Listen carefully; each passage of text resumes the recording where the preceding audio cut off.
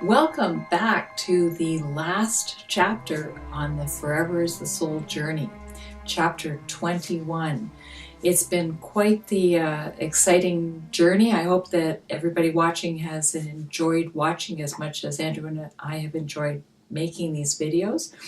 And thank you to everyone for staying with us, and thank you to everyone who's also purchased a copy of Forever is the Soul. Hope that you've enjoyed that as well. So here we go with chapter 21. It is titled The Great Surrender, and the subtitle reads, Out of the vastness into form, to be conceived is to be reborn. Well, to be reborn, reincarnation, a wonderful spiritual journey, and a journey that reflects not just a spiritual journey, but also the journey that we experience in our physical lives every day.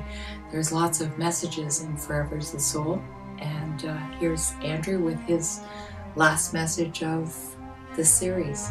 Enjoy.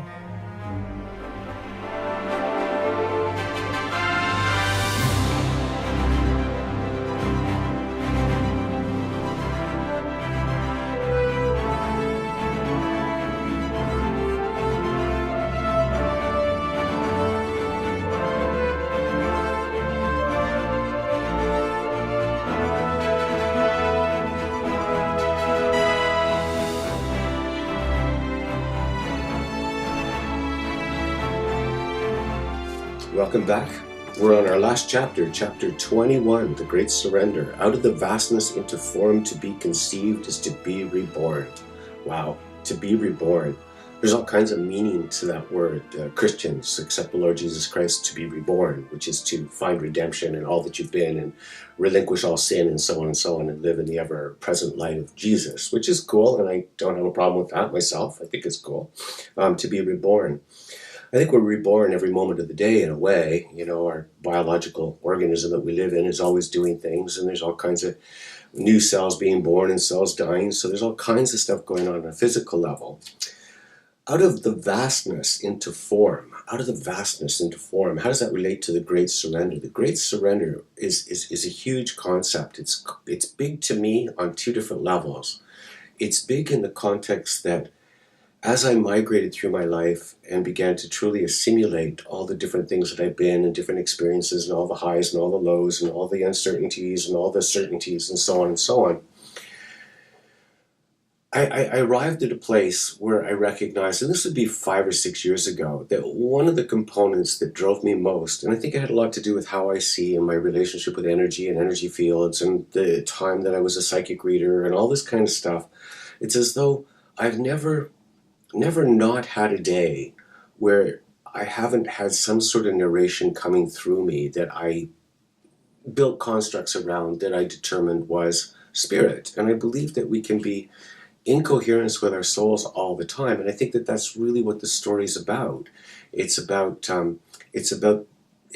progression. It's about assimilation. Every day leads to the next day, and so on and so on. Each lifetime leads to the next lifetime, and so on and so on. So there's this reality that I function in based on my learnings, my experiences, the diversities of the things that I've been, and my relationship with what I see as spirit, that led me to a place of surrender. Now, that was interesting, and I've talked about this a little bit off and on. In the book, we certainly explore it, but even in sharing what I've shared pertinent to chapters, I've talked about it a little bit. And it's the whole idea of the passivity and getting to a point where most of the narrative, most of the nitter-natter that goes on in the brain, you begin to see it from a perspective that allows you to, in a sense, surrender. You're surrendering. No, I'm not listening to that anymore. That's just stuff. That's biological noise. It's a biological storm taking my consciousness to places I may not want to be. So a lot of surrendering to me became the reduction of load. And what I mean by load is all the things that you accumulate, all the things that you believe, all the things that you think you need to have, and so on and so on. Each one of them is an expenditure of energy. So for me, the Great Surrender, to some degree, certainly was the relinquishing of a lot of what my ego had determined was important, because I began to see my ego as being just a small aspect of my totality. So I was kind of out of vastness as spirit, interacting through me on a physical plane, recognizing through ego that spirit manifested me in order to get to here, which is all part about, it's all part of the whole idea of living in coherence with something bigger than just the immediacy of our biological functions. So I kind of like the whole idea of surrender from two perspectives. One is my soul surrenders its vastness of knowledge as it integrates into the physical form to be a human. And then the human, me in this case, surrenders a lot of my humanness, or what I perceive to be reality, in order to move into the vastness of my soul, so that I could bring my consciousness together where I can recognize it to be both. It is physical, it's biological, but it's also energy. So energy and mass converges. And we've talked about the heart opening into passivity in the left hemisphere and the right hemisphere and the frontal cortex and all this kind of stuff. But I believe that that's where we're going, and I believe that we can do that. And to me, that's very exciting when I look at the world that I'm living in right now. And it's like, we hear a lot about post-traumatic stress disorder. I think we're all suffering from post-traumatic stress disorder. You can't take any species and fire it through what we've all gone through over the last 140, 150 years and not expect some kind of fallout. And you look around us today in our world, and it's filled with miracles. Like, I can get on an airplane and be anywhere in 3 hours or 8 hours or whatever. That's an amazing thing when you go back 130, 140 years. Like, wow, we can be wherever and do whatever we want. We can communicate with people all over the planet, all within a moment. But yet, we're still very, very fearful creatures. And that's what we need to surrender. We have to somehow look at all the algorithms and all the constructs that we live by and all the values and the paradigm of thinking that we all oscillate through, and get to a point where we recognize that we are something more. Or even if we can't build constructs to suggest that we are something more, then we have to find something within us that allows us to become a little bit more passive, so that we can really become more objective in what we're doing with the planet that we're co-creating and co-living on. So again, back to surrender. Even if one can't find a relationship with a spiritual aspect of themselves, or a religion, or a God kind of concept, or anything of this sort, and they just purely see themselves as a material thing, which is fine. Again, I have no judgment there at all. And I certainly at times in my life tried that. It didn't work for me. I always felt the presence of something. And that was my pursuit, to figure out what that something was. And I think in writing Forever is the Soul and letting Dennis and Maria go through all their assimilation and all this kind of stuff, it did bring me to a place where I really did begin to surrender.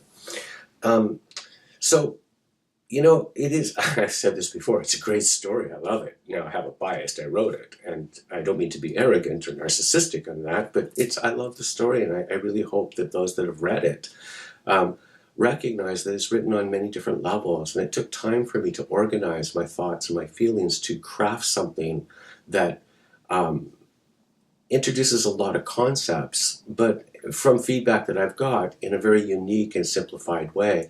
It seemed weird at times when I was developing my narrator to recognize that the narrator was in a sense a dead guy, and to, how do I do that? How do I tell a story about neurology and about spirituality and energy and mass converging? How do I tell all that and keep it readable and enjoyable? And that I guess all writers hope that maybe they can write something, that page turner at the end of a paragraph. Well, where is he going? I've got to start the next paragraph or the end of a chapter.